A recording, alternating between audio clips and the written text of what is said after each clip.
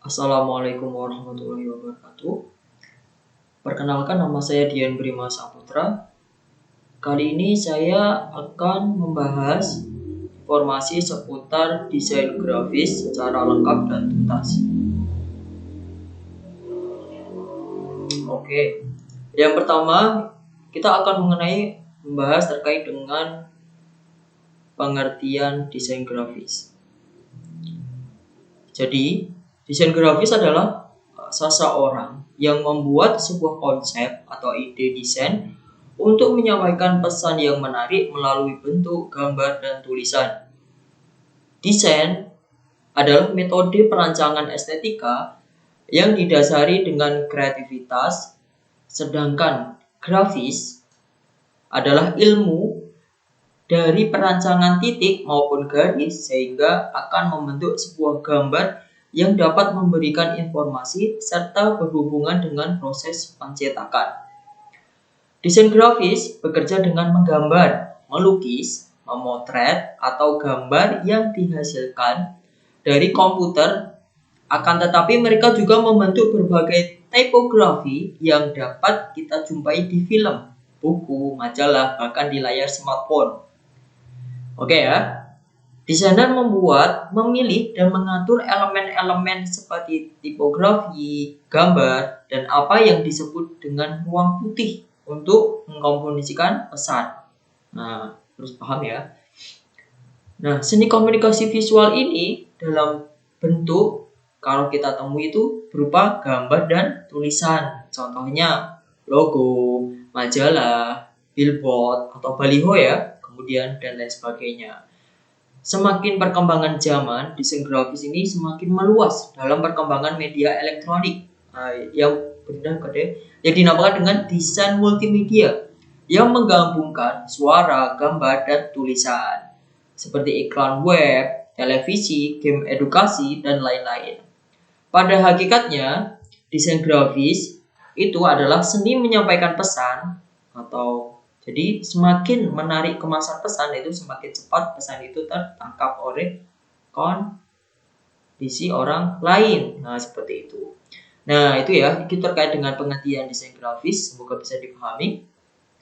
Kemudian, itu kita akan masuk ke jenis desain grafis. Nah, di sini ada beberapa jenis desain grafis, baik dari drafter, editor, layouter, art director, fotografer, animator, visualisator, video editor, dan ada integrator designer. Nah, gitu.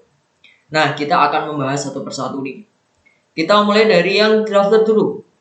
Jadi, drafter ini berfungsi membuat rancangan bangunan atau yang berkaitan dengan arsitektur atau industri.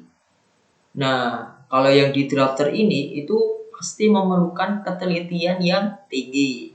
Nah, aplikasi yang digunakan? Jadi, aplikasi yang digunakan itu biasanya berupa AutoCAD, ArchiCAD, 3D Revit, arsitektur, dan lain sebagainya. Nah, yang sekarang kan mungkin aplikasinya udah berkembang ya. Nah, contohnya, nah ini saya tampilkan, bisa dilihat dulu. Oke, kemudian yang nomor 2 itu kita akan membahas terkait dengan editor. Apa itu editor? Jadi editor ini fungsinya membuat cover atau sampul banner, stiker, logo, poster, kartu nama, dan yang lainnya. Untuk info ini itu atau yang berkaitan dengan editor ini itu sering dibutuhkan dalam dunia publikasi dan periklanan. Aplikasi yang biasa digunakan itu biasanya berupa Adobe Photoshop, Corel Draw, Illustrator. Nah, pasti kalian udah mengetahui ya. Nah, jika belum mengetahui, nanti kalian bisa cari sendiri apa itu aplikasi Adobe Photoshop dan sebagainya. Nah, ini saya tampilkan contohnya. Nah, kalian bisa dipahami dulu. Kemudian kita masuk ke nomor 3, layouter. Nah, jadi fungsi dari layouter ini yaitu membuat tatanan letak pada koran atau majalah agar enak dipandang. Nah, itu fungsi dari tugas dari layouter. Nah, seperti itu. Nah, untuk layouter ini itu sering dibutuhkan dalam dunia percetakan. Nah, pasti tahu ya, dunia percetakan ya. Itu pasti layouter itu sangat dibutuhkan ya. Aplikasi yang biasa digunakan untuk layouter itu contohnya mungkin Microsoft Flybaser, kemudian Adobe PageMaker, Adobe InDesign, mungkin bisa juga CorelDRAW juga bisa ya. Nah, itu. Oke, ini saya tampilkan contohnya. Nah, kalian bisa amati dulu ya. Oke, silahkan diamati dulu. Kemudian kita yang kepada Art Director. Nah, jadi Art Director ini itu membuat karya seni berupa visual effect atau hiasan. Nah, seperti itu ya. Nah, untuk Art Director ini itu memiliki atau memerlukan itu kreativitas yang tinggi ya. Nah, dan biasanya aplikasi yang digunakan untuk Art Director ini itu berupa Photoshop, CorelDRAW, Art Creator, Photopaint. Nah, oke ya. Nah, saya tampilkan contohnya. Oke, bisa diamati dulu silahkan. Berikutnya itu ada fotografer. Nah, tadi sudah tahu ya fotografer ya. Nah, jadi fotografer itu untuk pengeditan foto, untuk mengolah foto. Nah, di dalam fotografer ini itu harus mempunyai keahlian yang tinggi dalam fotografi ya. Nah, kemudian jago mengedit foto sesuai dengan event yang perfect, yang baik. Nah, itu juga diperlukan. Kemudian memerlukan kreativitas yang tinggi pastinya ya. Kemudian menguasai software aplikasi editing. Kemudian sering dibutuhkan dalam dunia editor foto, fotografi, dan wartawan pastinya.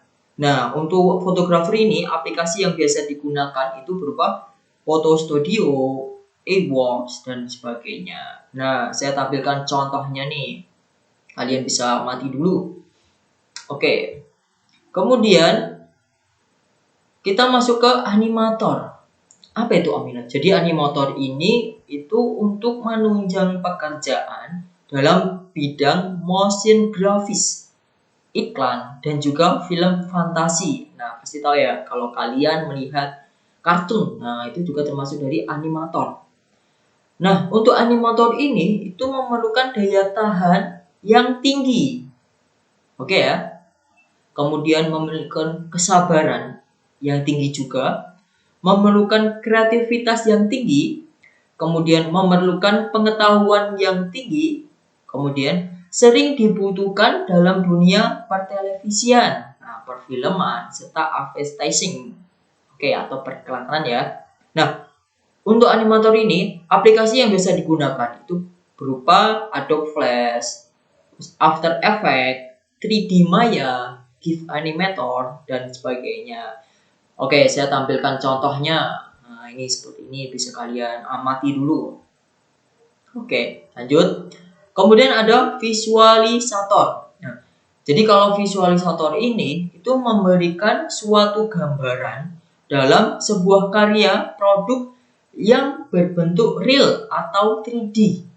Oke ya, 3D ya, atau nyata. Nah, dalam visualisator ini, setiap orang yang ingin menggunakan desain grafis jenis ini harus memiliki kemampuan otak kanan yang tinggi. Oke ya. Menguasai aplikasi desain grafis visualisator pastinya. Kemudian sering dibutuhkan dalam dunia visualisasi produk dan presentasi produk. Nah, itu. Nah, untuk visualisator ini aplikasi yang biasa digunakan itu 3D Max, AutoCAD, nah, di Digital Clay. Nah, seperti itu. Nah, saya tampilkan contohnya nih. Nah, kalian bisa amati. Kemudian video editor. Nah, untuk video editor ini itu untuk mengedit film atau video sekaligus yang merangkapnya sebagai video shooter. Nah, itu fungsinya dari video editor. Nah, untuk video editor ini itu memerlukan imajinasi yang tinggi ya, dan sering dibutuhkan dalam dunia industri musik dan perfilman ya. Terus aplikasi yang biasa digunakan itu biasanya After Effects, Sony Vegas, terus Video Studio. Nah, seperti itu. Oke, saya tampilkan contohnya. Nah, nanti kalian bisa melihat, oh ternyata video editor itu seperti ini. Kemudian yang terakhir itu ada integrated designer. Nah, jadi yang dimaksud dengan integrated designer ini fungsinya untuk mengedit film atau video sekaligus merangkapnya sebagai video shooter. Nah, aplikasi yang dapat atau yang biasa digunakan itu adalah Premiere Pro. Nah, pasti kalian kalau sering-sering ini edit, nah, itu pasti tahu ya. Nah, nanti kalau belum tahu, nanti kalian akan kita jelaskan ke pertemuan berikutnya. Nah, seperti itu.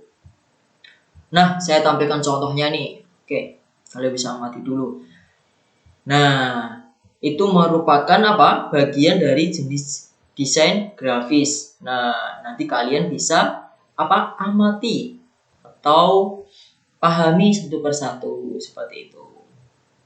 Berikutnya, saya akan menjelaskan terkait dengan elemen visual desain grafis. Nah, elemennya ada apa aja? Yang pertama ada garis, ada bentuk, tekstur, ruang, ukuran, warna. Nah, seperti itu ya. Nah, saya akan membahas satu persatu terkait dengan pengertian atau pemahaman tentang elemen visual desain grafis. Oke, yang pertama saya akan membahas tentang garis. Nah, atau line ya. Ya, jadi garis ini itu merupakan elemen yang tidak boleh diremehkan ya, meskipun sederhana, tetapi elemen ini itu sangat krusial pada desain. Garis dapat kita gunakan untuk menambahkan struktur komposisi, frame informasi, hierarki, mendekorasi, serta mengarahkan pandangan mata ke tujuan yang lebih spesifik. Seperti itu.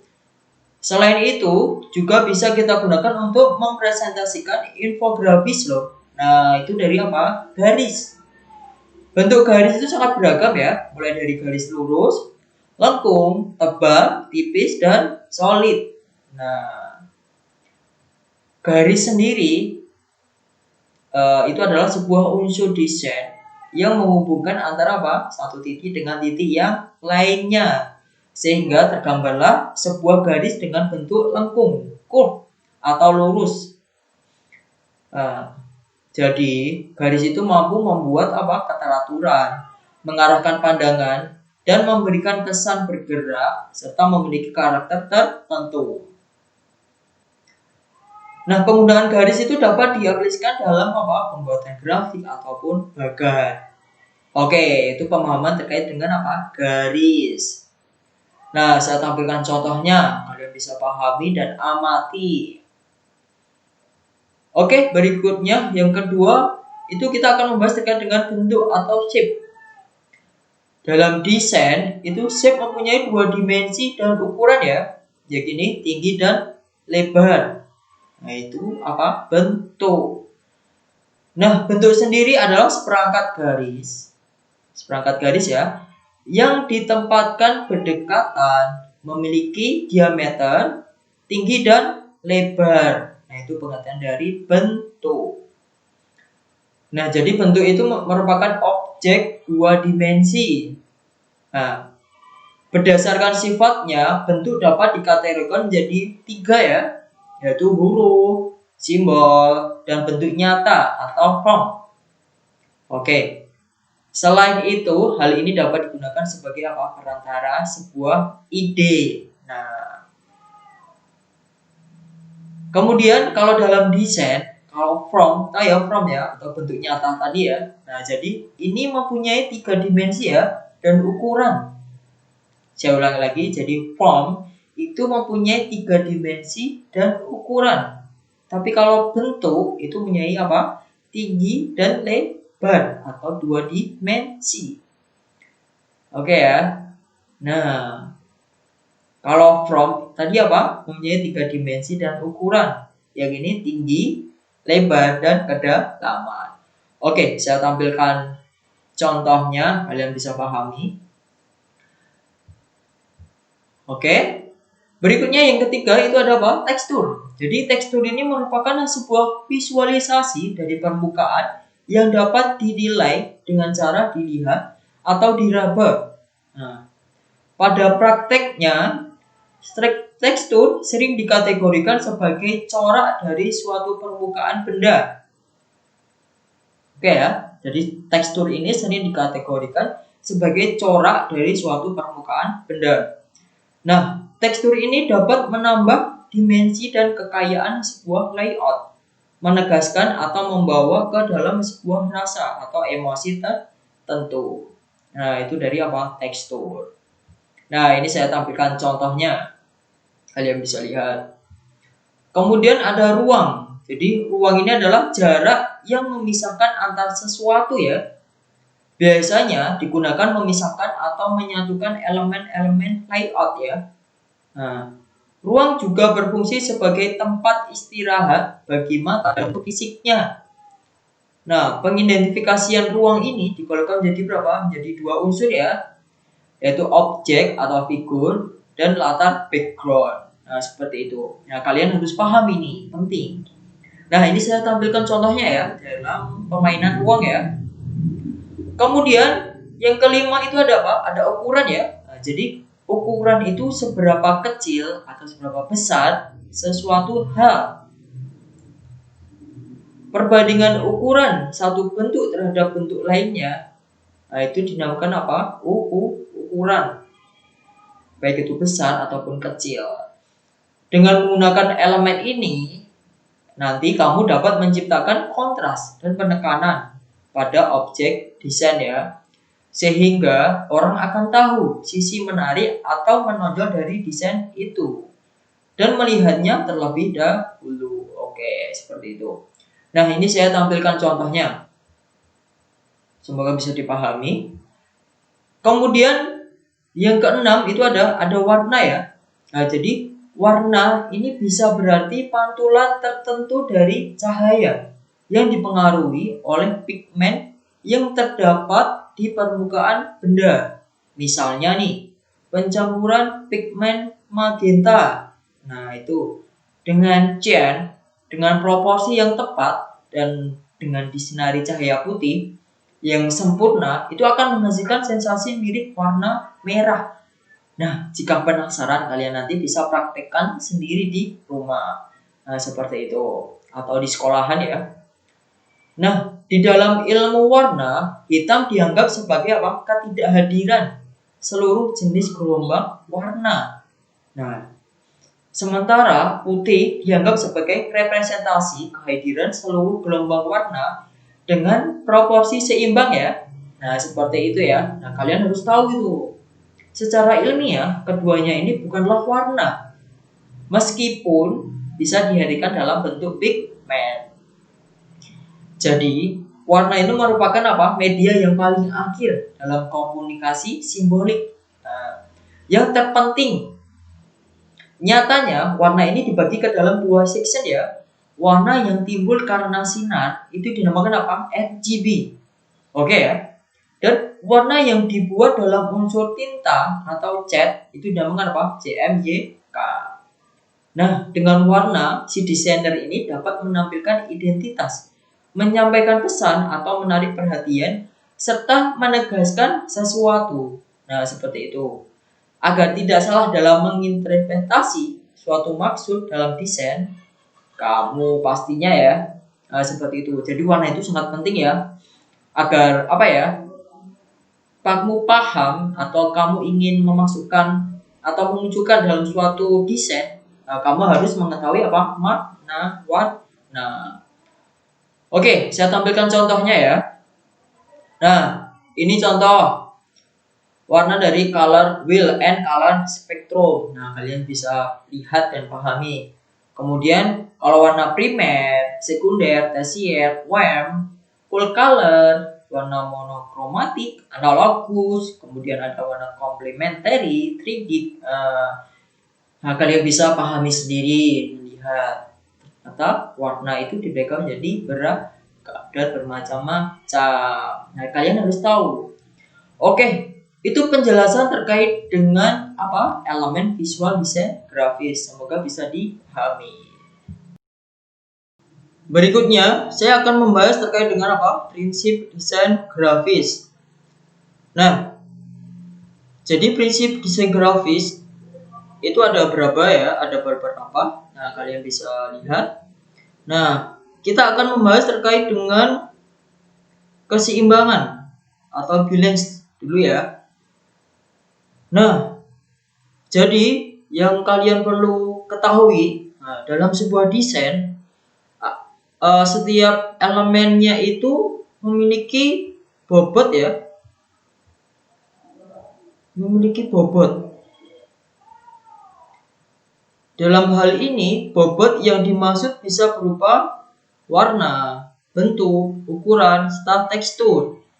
Jadi ketika Anda atau kamu ya mempelajari keseimbangan dalam suatu desain, maka Anda akan mempelajari agar penempatan elemen pada desain tersebut itu terlihat seimbang, seperti itu.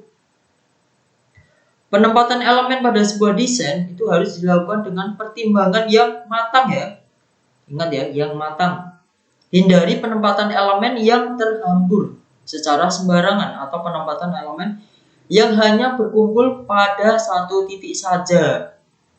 Hal tersebut perlu dilakukan agar tercipta kesatuan desain yang membuat semua elemen pada desain tersebut terlihat penting. Contoh penempatan elemen pada sebuah desain yang tidak mengikuti salah satu 7 prinsip desain grafis terkait dengan keseimbangan adalah memaksakan untuk menempatkan elemen berbobot tinggi hanya pada satu titik saja. Nah, hal seperti itu hanya menimbulkan kesan negatif loh ya. Sebab menyiratkan bahwa bagian lain pada desain tersebut bukan elemen yang penting. Seperti itu. Suatu desain jika dibuat tanpa mengindahkan prinsip desain keseimbangan, maka akan membuat orang yang melihat desain tersebut malah tidak fokus terhadap desain yang Anda buat. Oleh sebab itu, agar nyaman untuk dilihat serta mudah dipahami, sebuah desain grafis itu harus memenuhi prinsip desain keseimbangan. Oke ya. Nah, kalau berbicara mengenai keseimbangan, sebenarnya dalam ilmu desain grafis, prinsip keseimbangan itu tidak bisa diukur namun dapat dirasakan ya. Sebab keseimbangan dalam desain merupakan keadaan yang membuat sebuah karya tersusun atas sejumlah bagian yang tidak saling membebani satu sama lain. Nah, semoga bisa dipahami ya.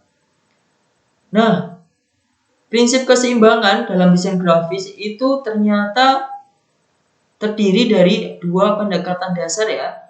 Nah, itu ada keseimbangan simetris. Nah, simetris. Nah, jadi susunan elemen yang dimulai dari pusat dan kemudian disusun sedemikian rupa agar terlihat merata antara sisi kiri dan sisi kanan. Jadi sisi kanan, kiri, kanan pasti simetris sama. Desain yang simetris akan menciptakan keseimbangan lewat penempatan elemen desain yang memiliki bobot sama yang disejajarkan pada kedua sisi dari garis tengah. Oke, seperti itu. Kemudian keseimbangan asimetris. Nah, jadi asimetris ini kebalikan dari simetris tadi. Pada dasarnya, jenis pendekatan dasar keseimbangan asimetris ini adalah pengaturan yang berbeda dengan bobot elemen yang sama pada setiap sisi halaman.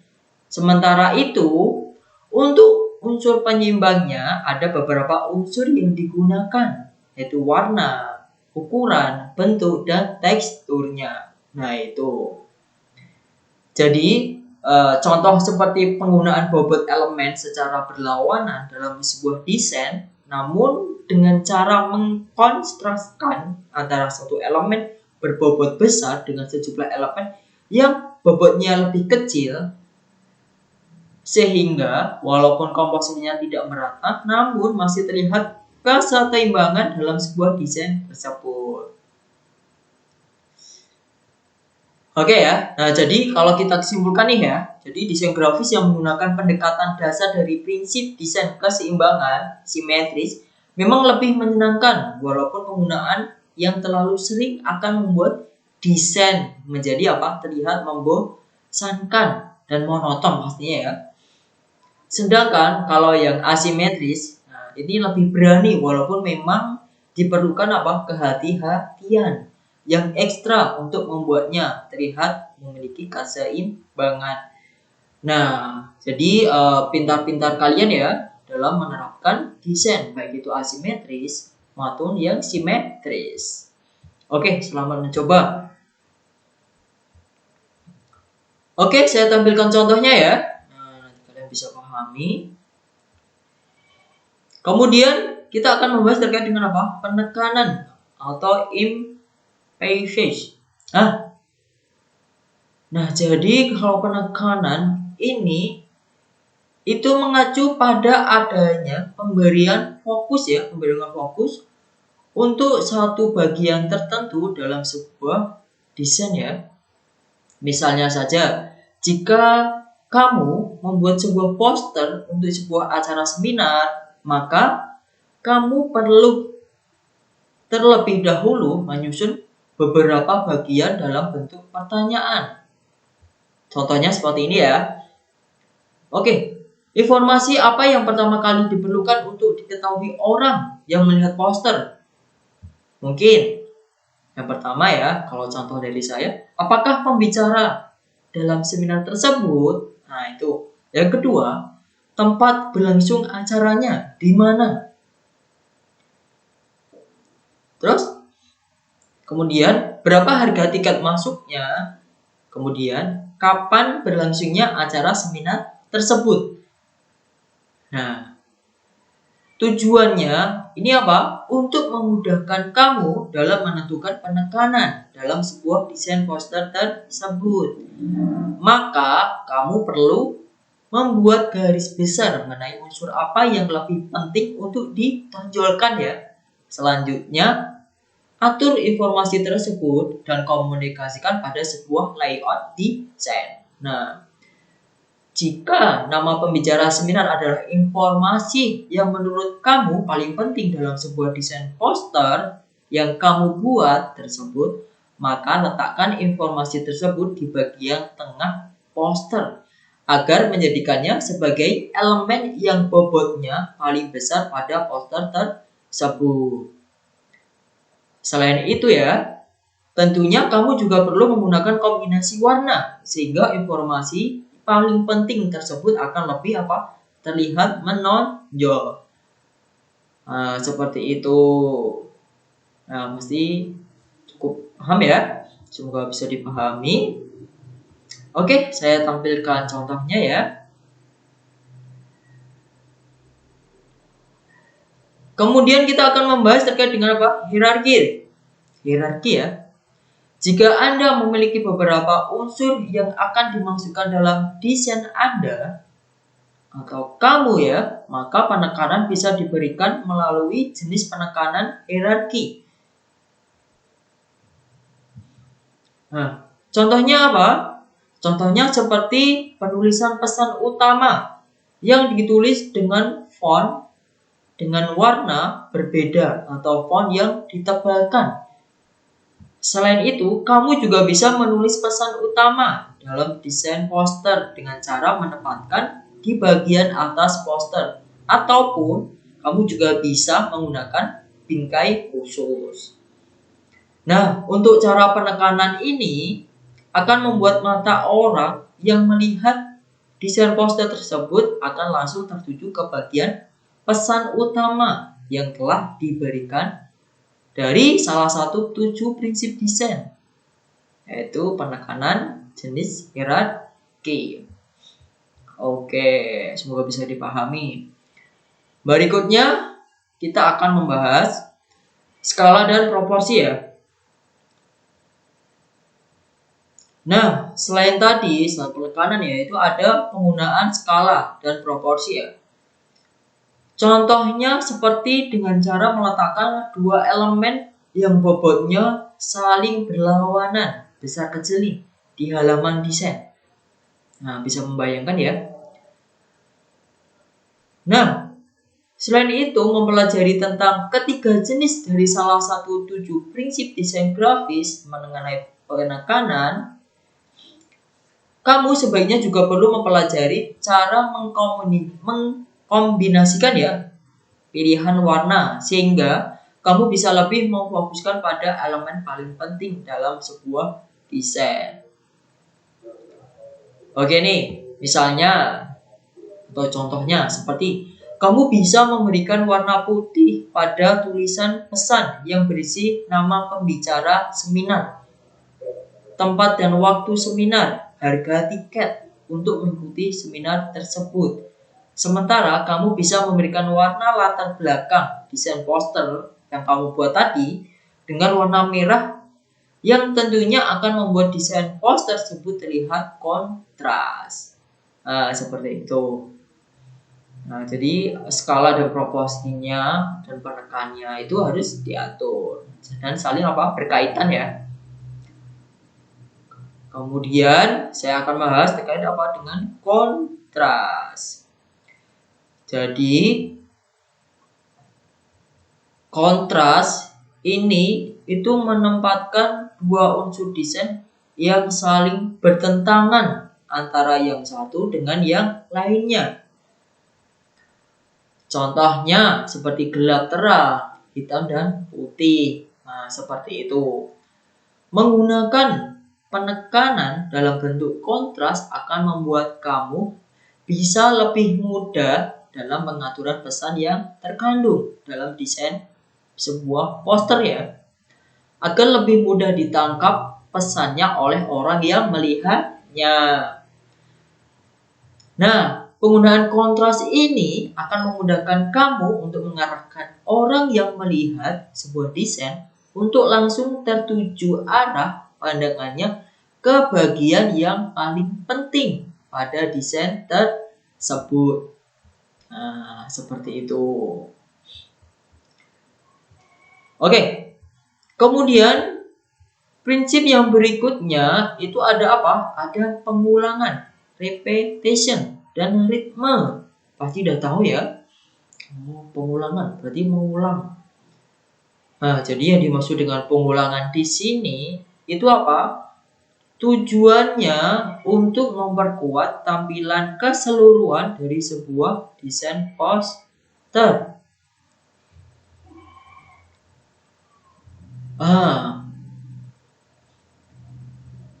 Selain itu, dengan menghubungkan berbagai elemen ini yang berbeda, ini akan memberikan keteraturan atau konsisten. Ternyata pengulangan itu terbagi dari 3 jenis ya. Oke, dibagi menjadi 3 jenis ya. Yang pertama itu ada yang dinamakan dengan reguler. Yang nomor 1. Jadi reguler merupakan pola pengulangan yang memiliki bentuk dan jarak yang sama. Saya ulangi lagi. Reguler merupakan pola pengulangan yang memiliki bentuk dan jarak yang sama. Biasanya pola pengulangan yang seperti ini sering digunakan untuk desain bingkai. Kemudian yang kedua ada flowing atau mengalir. Pola pengulangan flowing atau yang mengalir ini sesuai namanya akan menimbulkan kesan bergerak dan dinamis. Biasanya pola pengulangan seperti ini dapat terbentuk dengan menggunakan garis, kurva, spiral, dan juga bentuk lingkaran. Oke ya, bisa dipahami ya. Kemudian yang ketiga itu ada progresif atau gradual ya. Nah, untuk pola pengulangan ini yaitu dengan menyertakan perubahan bentuk yang terjadi dalam setiap tahapannya. Nah, Kalau yang ritme itu digunakan untuk mengatur pengulangan yang lebih terstruktur, sehingga hasil dari desain tersebut lebih berseni. Nah, untuk jenis ritme ini ternyata juga diketahui ada bagian-bagiannya, baik itu ritme linier, bergantian, ataupun gradasi. Oke, semoga bisa dipahami ya terkait dengan penjelasannya. Kemudian kita akan membahas terkait dengan prinsip desain grafis dari gerakan atau movement. Nah, jadi ini itu merupakan pengendalian elemen dalam sebuah komposisi desain grafis. Hal tersebut akan membuat orang yang melihatnya itu seakan-akan diarahkan untuk berpindah dari satu elemen ke elemen lainnya. Nah, bila sudah seperti itu, maka pesan atau informasi yang ingin disampaikan kepada setiap orang yang melihat desain tersebut akan lebih tepat sasaran. Hal tersebut disebabkan karena orang yang melihat hasil dari desain grafis yang kamu buat tersebut itu melihatnya secara keseluruhan. Dan prinsip desain grafis yang berkaitan dengan gerakan ini akan dapat menciptakan narasi dan cerita yang terkandung dalam desain grafis tersebut. Contohnya, seperti sebuah poster dari sebuah acara seminar yang akan kamu gelar nih, misalnya di lokasi mana, Solo ataupun manapun itu. Waktu dan nama pembicaranya siapa, lengkap dengan syarat untuk bisa menuju ke lokasi. Nah, seperti itu. Oleh sebab itu, dalam desain poster tersebut, segala informasi di atas akan diurutkan dari yang paling penting secara menurun, sehingga akan menciptakan alur yang secara tidak langsung akan mengarahkan pandangan orang yang melihatnya. Nah, sebuah desain grafis yang dirancang untuk sebuah poster memang sangat perlu menempatkan prinsip desain grafis gerakan atau movement ini ya. Sebab jika tanpa prinsip desain ini, maka desain tersebut bisa terlihat acak atau malah membuat orang melihat desain poster tersebut jadi bingung karena informasinya tidak secara berurutan dijelaskan. Oke, semoga bisa menambah ilmu pengetahuannya ya. Kemudian kita akan membahas terkait dengan prinsip yaitu kesatuan atau unity. Nah, jadi menyatu ya, pasti kalian tahu nih. Nah, jadi prinsip ini diartikan sebagai pengaturan yang tepat pada berbagai elemen desain agar mampu memberikan efek yang selaras secara keseluruhan pada desain yang kamu buat. Hal tersebut akan membuat elemen-elemen yang terdapat dalam desain tersebut akan membentuk komposisi yang terlihat saling berhubungan ya. Perlu diketahui nih buat kamu bahwa pada saat elemen memiliki keterkaitan visual yang jelas antara satu elemen dan elemen lainnya dalam sebuah desain tersebut, maka akan semakin mudah untuk disatukan. Nah, di mana komposisi menjadi lebih rapi dan tidak membingungkan. Nah, itu yang pertama ya. Yang kedua, desain akan terlihat lebih terorganisasi dan kualitasnya pun akan semakin terlihat bagus. Yang ketiga, konsepnya itu dapat dikomunikasikan dengan cara yang lebih jelas. Nah, itu ya. Ternyata ya banyak manfaat dan banyak ilmu ya terkait dengan kesatuan atau unity. Oke, berikutnya kita akan masuk ke prinsip kedekatan kelas. Nah, untuk prinsip kedekatan kesatuan jenis ini akan bisa membantu Anda untuk menciptakan hubungan antara unsur serupa yang saling berkaitan. Berbagai unsur tersebut memang tidak perlu dikelompokkan, namun tetap perlu untuk dihubungkan menggunakan font, warna, dan ukuran, sehingga akan tetap terlihat jadi sebuah kesatuan visual. Nah, jadi yang dimaksud dengan kedekatan atau pleasure, nah itu dalam prinsip desain. Nah, seperti itu. Nah, prinsip yang berikutnya itu terkait dengan apa? Kesinambungan. Kesinambungan ya. Kamu tidak bisa membuat sebuah desain hanya dengan mengandalkan latar belakang dan kemudian menyelaraskan semua elemennya ke pusat. Jadi, agar tercipta sebuah desain grafis yang saling berkesinambungan, kamu perlu mengarahkan mata orang yang melihat desain tersebut ke bagian tertentu, kemudian baru ke bagian lainnya. Nah, seperti itu. Kemudian prinsip yang berikutnya itu adalah kesamaan. Nah, untuk ini unsur yang memiliki bentuk, proporsi, warna, serta font yang sama akan membuat kecenderungan desain tersebut terlihat sebagai kesatuan yang harmonis. Kemudian ada prinsip perataan atau apa? Alignment. Oke. Nah, jenis prinsip desain kesatuan ini berperan penting untuk bisa menciptakan tampilan visual yang saling terkait dengan elemen desain. Selain itu, melalui prinsip desain ini, tampilan desain kamu yang kamu buat itu akan terlihat terstruktur. Oke ya. Nah, berikutnya ada prinsip apa? Ruang atau space. Nah, untuk ruang ini itu apa tadi? Tadi kan sudah dijelaskan ya. Nah, jadi adalah ruang kosong yang mengacu pada jarak dan area tertentu dalam sebuah komposisi desain.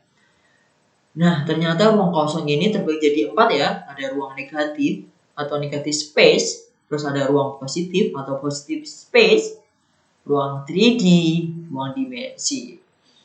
Oke. Nah, untuk yang dimaksud dengan ruang negatif space itu apa? Jadi, yang dimaksud dengan ruang negatif space itu adalah area kosong dalam sebuah desain grafis yang mengelilingi subjek. Aku ulangi lagi, jadi ruang negatif itu adalah area kosong dalam sebuah desain grafis yang mengelilingi subjek. Sifat dari prinsip desain ruang kosong yang satu ini lebih pasif dan juga didefinisikan sebagai tepi dari ruang positif yang terdapat di sekitar ruang kosong negatif tersebut. Kemudian kalau yang ruang positif atau positive space, nah ini adalah area di mana tempat subjek utama dalam sebuah komposisi desain akan jadi titik fokus dalam sebuah kesatuan desain. Kalau yang ruang 3D, nah ini adalah apa?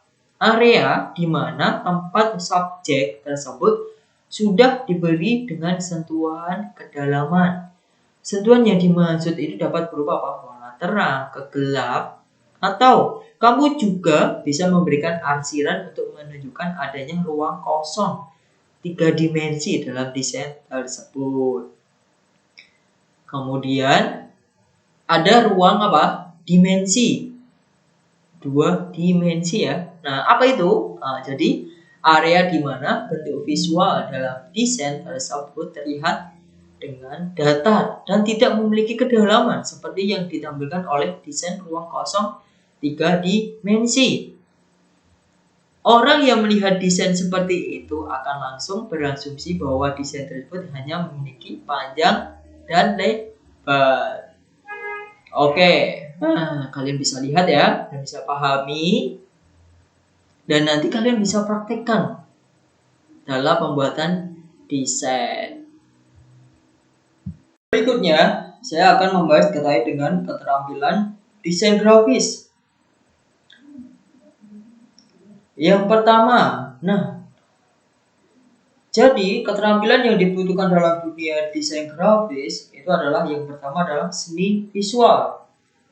Nah, seni visual ini itu ilmu yang termasuk ke dalam seni visual itu adalah fotografi ataupun digital imaging. Nah, ini sangat diperlukan ya, atau keterampilan dalam apa? Dunia desain grafis. Yang kedua, typography. Nah, jadi typography ini itu adalah seni dalam merancang, menyusun, dan memodifikasi huruf seestetik mungkin.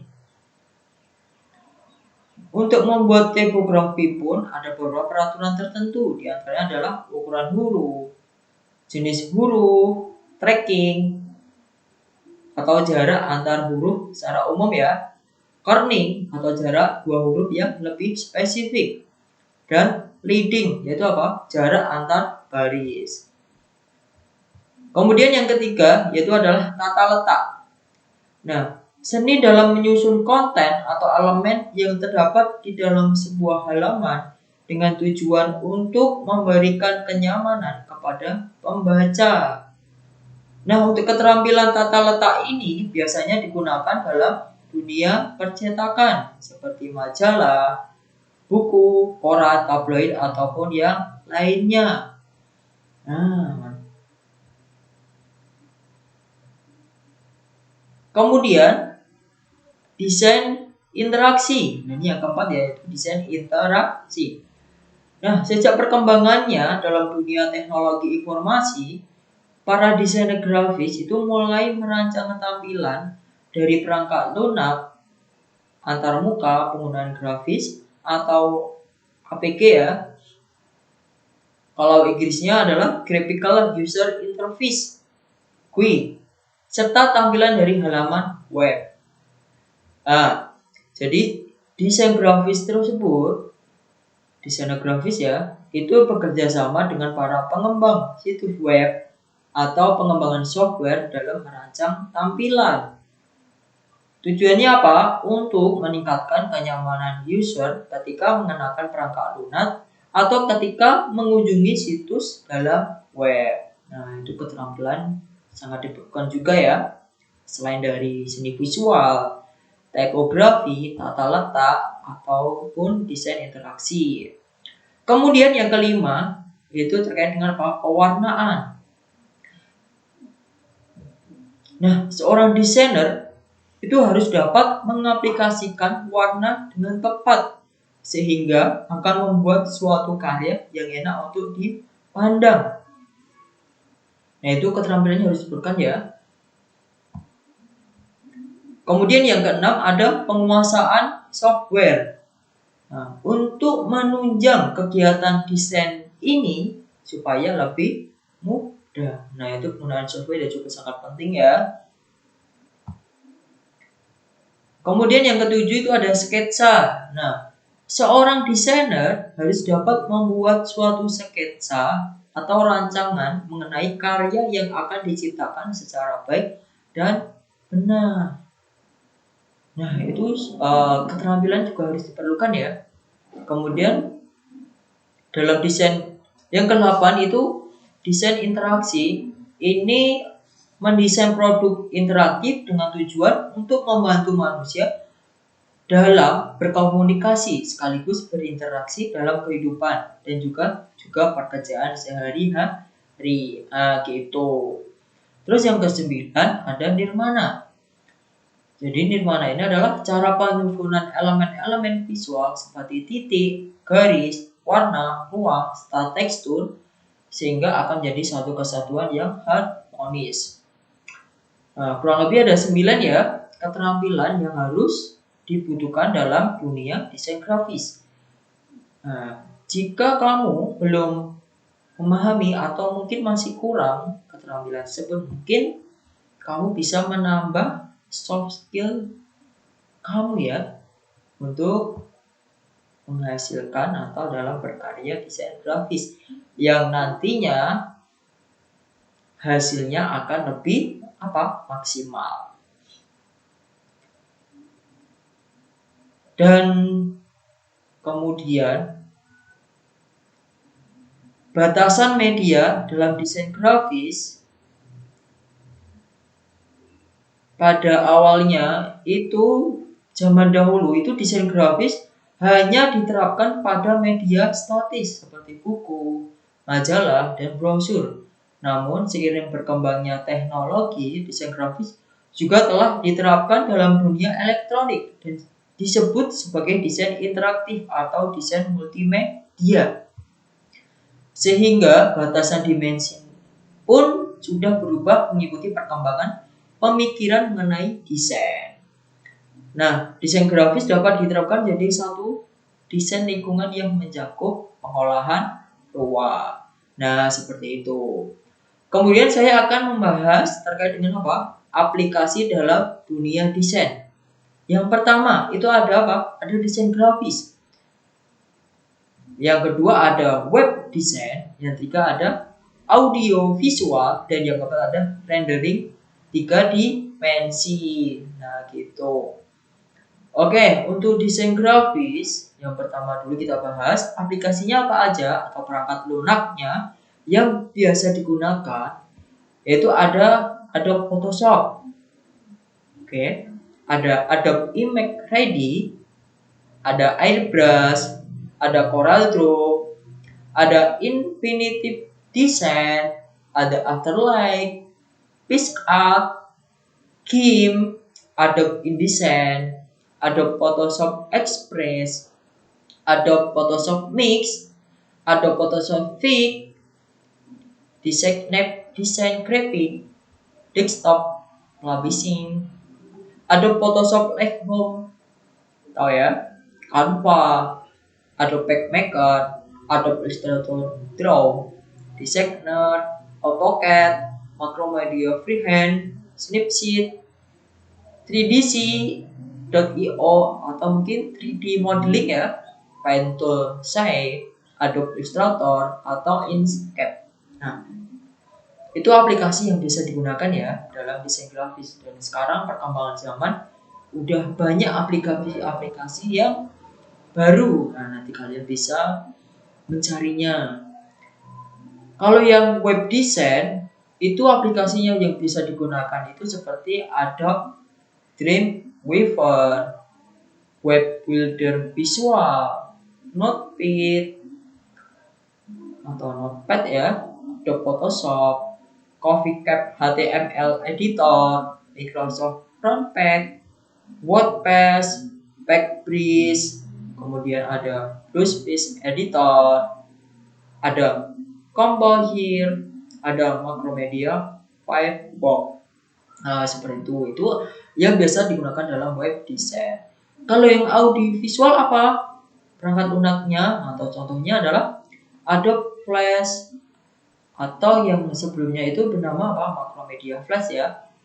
Terus ada Power Director, ada OLED Video Studio, Final Cut, ada Adobe After Effects, ada Magic Movie Edit Pro, ada Adobe Premiere. Nah, terus yang keempat, rendering 3 dimensi. Apa aja perangkat yang digunakan atau aplikasi yang digunakan? Itu ada Cinema 4D, ada Soft Image, Google SketchUp, atau ya, Lightwave, ada 3D Studio Max, ada Blender, ada SketchUp Max, ada Design Workshop Lite, ada Sweet Home 3D, ada Blender, ada FreeCAD, ada XIE, Mood Tool, ada Gmodeler, K3D, mungkin ya, dan ada 3D Crafter, TrueSpace, AutoCAD, i3D, Community, kemudian ada Animore, dan banyak ya. Kemudian ada Maya, AutoCAD, Design, Art of Illusion, Top Mold. Nah, mungkin itu ya. Nah, itu terkait dengan apa aplikasi yang biasa digunakan, baik itu desain grafis, web design, audio visual, rendering 3 dimensi, Nah, seperti itu. Semoga bisa dipahami. Nah, nanti kalian bisa praktekkan aplikasinya tersebut sesuai dengan kebutuhan kamu. Kemudian, saya akan membahas apa dampak positif dan dampak negatif dari desain grafis. Nah, untuk dampak positifnya itu dapat memperkenalkan karyanya secara luas melalui media internet pastinya ya. Baik itu Instagram, web, dan sebagainya. Banyak sekali ya. Kemudian bisa mempelajari ilmu desain grafis dengan lebih mudah serta akan memperkaya teknik dalam proses pembuatan seni melalui internet. Kemudian karya dalam yang berwujud foto itu bisa terlihat lebih lembut dengan melakukan proses pengeditan. Yang berikutnya, program desain grafis yang telah ada itu semakin mutakhir serta bisa menghasilkan karya yang mempunyai sebuah rasa dari penciptanya. Kemudian, komunikasi menjadi lebih mudah di antara para desainer di dunia untuk bertukar ilmu sehingga dapat menciptakan karya yang luar biasa. Kemudian memberikan fasilitas yang lebih mudah untuk menjual maupun membeli hasil karya seni yang telah diciptakan. Nah, itu dampak positifnya ya. Dan masih banyak lagi lainnya. Kemudian kalau dampak negatifnya itu karya dapat dicuri atau biasa disebut sebagai plagiat. Nah, kemudian sebab perkembangan teknologi yang semakin canggih, tak elak jika desain grafis manual akan lebih mudah ditinggalkan. Kemudian demikianlah ulasan singkat mengenai desain grafis. Nah, semoga dapat membantu kegiatan belajar kalian ya. Nah, kesimpulannya apa? Kesimpulan tadi kita belajar terkait desain grafis. Pengertiannya. Saya ulangi ya, jadi desain grafis itu adalah seorang yang telah membuat sebuah konsep atau ide desain untuk menyampaikan pesan yang menarik melalui bentuk gambar dan tulisan. Selain itu, tadi kita juga belajar terkait dengan jenis desain grafis. Meliputi drafter, editor, layouter, art director, fotografer, animator, visualisator, video editor, integrator designer. Kemudian tadi kita juga belajar terkait dengan elemen visual design, meliputi garis, bentuk, tekstur, ruang, ukuran, warna, titik ya. Kemudian prinsipnya ada keseimbangan, penekanan, hierarki, skala, dan proporsi, kontras, pengulangan, gerakan, kesatuan, kedekatan, keseimbangan, kesamaan, perataan, dan ruang. Kemudian tadi kita juga belajar terkait dengan aplikasinya. Aplikasinya dalam dunia desain itu meliputi baik desain grafis, web design, audio visual, rendering 3 dimensi. Dan pastinya tadi kita juga belajar terkait dengan dampak negatif dan positifnya. Terima kasih untuk pembelajaran tentang desain grafis. Semoga bisa dipahami dan bermanfaat. Dari saya cukup sekian. Apabila ada kurangnya mohon dimaafkan. Terima kasih. Wassalamualaikum warahmatullahi wabarakatuh.